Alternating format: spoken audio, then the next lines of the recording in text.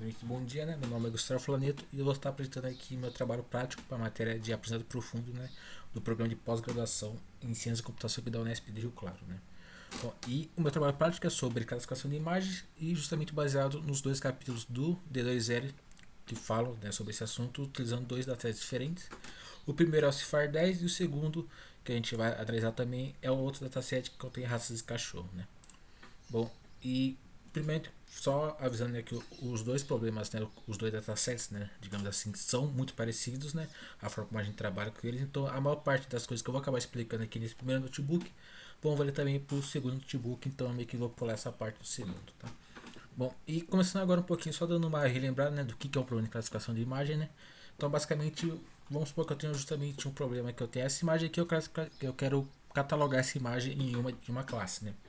Então, quando eu tenho esse tipo de problema, eu estou falando de um problema de classificação, né? Onde eu vejo uma imagem e atribuo ele a uma classe, a imagem como um todo, né? E quando eu adiciono mais uma problemática de saber também onde está o objeto que eu estou catalogando, né? Então, por exemplo, classificação eu falo simplesmente que tem um gato, mas quando eu falo classificação mais localização, eu preciso também falar onde está esse gato na imagem, né? E complicando um pouquinho mais, quando eu estou falando de detecção do objeto, eu estou falando em detectar várias instâncias, né, de diversas classes dentro da imagem. Né? Então, por exemplo, aqui eu detectei tanto o patinho de borracha quanto o cachorro quanto os dois gatos. Né? Eu preciso falar onde estão esses objetos. Né? Então, meio que nessa atividade prática, a gente vai acabar focando nessa primeira problema aqui. Tá? E o primeiro dataset que a gente vai falar vai ser do CIFAR 10, né, que é um CIFAR que é um dataset, né, melhor dizendo, tem 60 mil imagens, né, 32 por 32 de 10 classes diferentes, né. Então a gente tem diversos elementos aqui, né. Então a gente tem avião, a gente pode ter um carro, pássaro, a gente tem cachorro, sapo, caminhão, né, enfim, são 10 classes variadas, né, de tamanho 32 por 32, onde eu tenho, são 50 imagens por dataset de treino e 10 mil imagens por dataset de teste, tá? Só lembrando que o CIFAR 10 ele é um subconjunto ainda do CIFAR 100, né, que é um dataset maior, né, que contém já 100 classes diferentes, né, com muito mais imagens, tá? Mas aqui, justamente por propósito de explicar um pouco sobre como funciona o programa de classificação, a gente vai usar esse mais pequeno aqui, né? Então, aqui só começando, a gente começa importando mais classes que a gente vai usar. Essas duas primeiras funções, ela está justamente carregada de carregar o nosso dataset, né? Então a gente vai estar utilizando a biblioteca do próprio D2L para carregar o nosso dataset. Aqui a gente carrega os labels, né, que tá do nosso dataset. E por fim aqui são duas funções que vão servir para a gente organizar o nosso dataset de treino em dataset de treino e validação, né? Então aqui a gente vai definir um split de 10% para validação e o resto para treinamento, né? Então, como a gente tem 50 imagens no dataset de treino, a gente vai ter que são 45 mil imagens para o dataset de treino e 5 mil imagens para o dataset de validação, tá? E a gente define aqui um batch size de 32. Seguindo aqui, a gente passa por algumas transformações que a gente vai fazer na nossa imagem, né, para aumentar o dataset, né, e tentar melhorar a generalização. Então a gente vai aplicar aqui algumas transformações que são randômicas também. Então a gente vai fazer o recorte da imagem, a gente vai girar ela, enfim, para tentar cobrir uma situação e meio que diminuir um pouco o refit que o nosso modelo pode sofrer, né?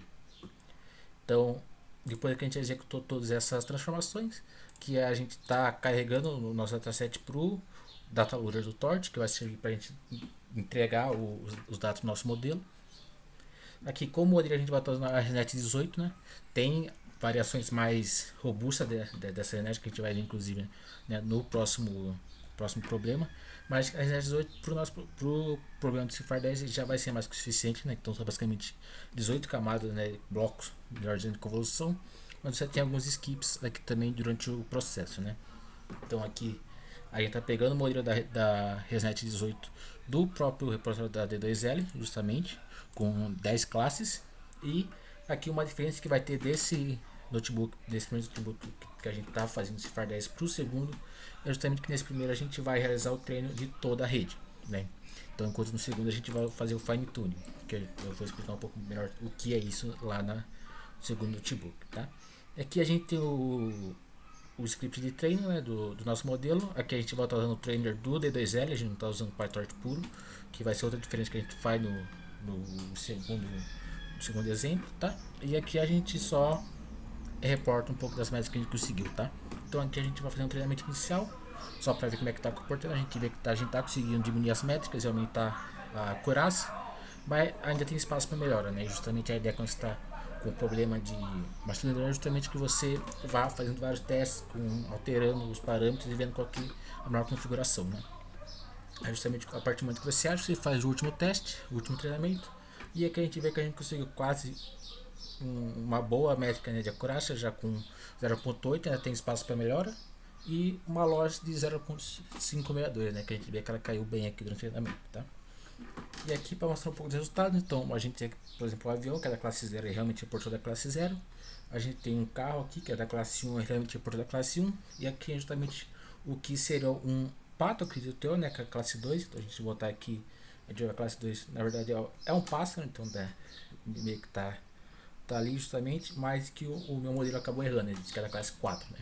Então a gente vê que justamente ainda tem realmente espaço para melhora, né? E agora passando um pouquinho para o segundo dataset, que é justamente o de raça de cachorro, que justamente aqui a gente já tem 20.580 imagens diferentes, né, de 120 raças, né?